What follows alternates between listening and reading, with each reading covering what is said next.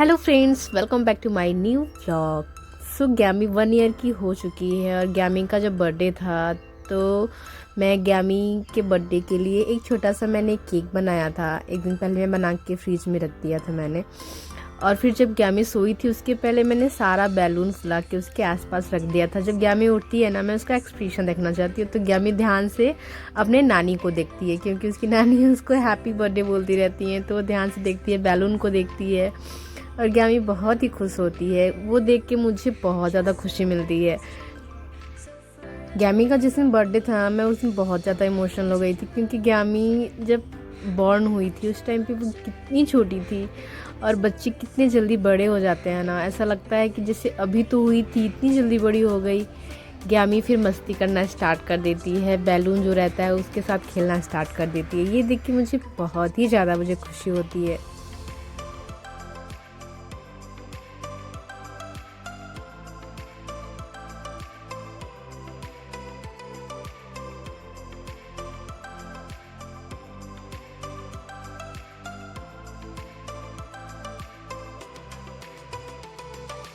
तो सबसे पहले मैं गैमी को नहला के लेके जाती हूँ गौ माता के पास। और गैमी कितने मज़े से गौ माता के साथ खेल रही है, उसे बिल्कुल भी डर ही नहीं लगता कि गाय अगर मुझे मार देगी तो क्या हुआ।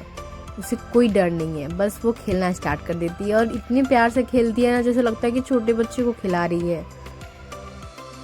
और मुझे लगता है ना कि जो गौ माता रहती है वो भी शायद समझती हैं कि ये छोटा सा बच्चा है, वो भी कुछ भी नहीं बोलती हैं, आराम से उसके साथ खेलना स्टार्ट कर देती हैं।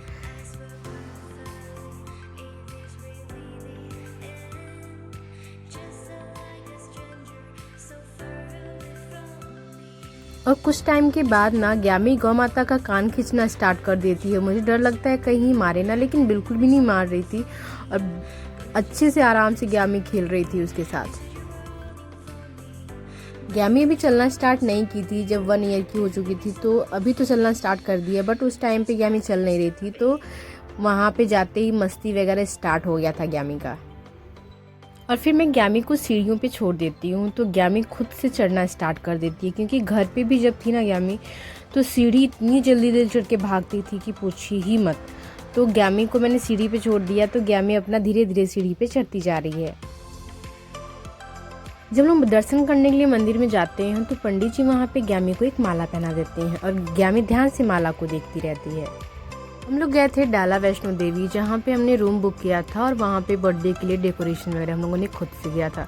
मैंने एक पोस्टर बनवाया था ज्ञानवी के नाम पे और फोटो हैप्पी बर्थडे सब ज्ञानवी का लिखा हुआ था। बहुत ही ज़्यादा प्यारा लग रहा था। ज्ञानवी का जो केक था उस पर भी ज्ञानवी लिखा हुआ था। 1 का मैंने केक बनवाया था, वो भी बहुत ज़्यादा प्यारा था और खाने में भी बहुत ज़्यादा टेस्टी था। इसके बाद जो मैंने गैमी का 1 मंथ से लेके 11 मंथ तक फ़ोटो शूट किया था ना, वो भी मैंने फ़ोटो कॉपी निकलवा के उस पर लगा दिया था, जो कि देखने में बहुत ही ज़्यादा प्यारा लग रहा था। और जिन्होंने देखा सब लोग बोलते बहुत ही प्यारा है, बहुत ही अच्छा है। और ज्ञानवी का जो सबसे बड़ा फ़ोटो था ना, वो ज्ञानवी के अन्नप्राशन का फ़ोटो था। फिर से आने के बाद मैं ज्ञानवी का ड्रेस चेंज कर देती हूँ। उसके बाद ज्ञानवी की होती है आरती, जो कि उसकी नानी उसकी आरती उतारती है और ज्ञानवी ध्यान से अपनी नानी को देखती रहती है और देखती रहती है कि नानी क्या कर रही हैं। इसके बाद जैसे ही मम्मी आरती उतारना स्टार्ट करती है ना, तो सब जब लोग क्लैप करने लगते हैं तो ज्ञानवी भी क्लैप करने लगती है, बहुत ही ज़्यादा खुश होती है। उसे लगता है, उसे तो भी समझ में नहीं आएगा कि उसके साथ क्या हो रहा है, बट वो जब थोड़ी बड़ी होगी ना तब ज़रूर पूछेगी कि मम्मी मेरा पहला बर्थडे कैसा था।